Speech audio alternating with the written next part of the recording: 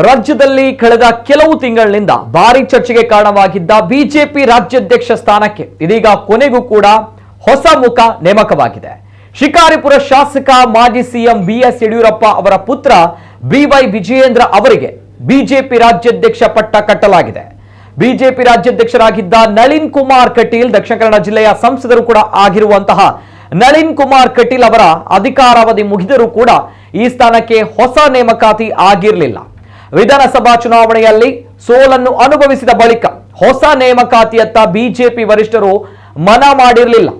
ರಾಜ್ಯಾಧ್ಯಕ್ಷ ಸ್ಥಾನಕ್ಕೆ ಶೋಭಾ ಕರಂದ್ಲಾಜೆ, ವಿ ಸೋಮಣ್ಣ, ಸಿಟಿ ರವಿ, ಆರ್ ಅಶೋಕ್ ಹೀಗೆ ಮುಂತಾದವರ ಹೆಸರು ಕೂಡ ಕೇಳಿ ಬಂದಿತ್ತು. ಆದರೆ ಸಿಟಿ ರವಿ ಅವರ ಹೆಸರು ಮುನ್ನೆಲೆಯಲ್ಲಿತ್ತು. ಆದರೆ ಕೊನೆಗೆ ಬಿಜೆಪಿ ರಾಜ್ಯ ಉಪಾಧ್ಯಕ್ಷರಾಗಿದ್ದ ಬಿವೈ ವಿಜಯೇಂದ್ರ ಅವರ ಹೆಸರು ಅಧ್ಯಕ್ಷ ಸ್ಥಾನಕ್ಕೆ ನೇಮಕವಾಗಿದೆ. ತಕ್ಷಣದಿಂದ ನೇಮಕ ಬರುವಂತೆ ಜಾರಿ ಮಾಡಲಾಗಿದೆ.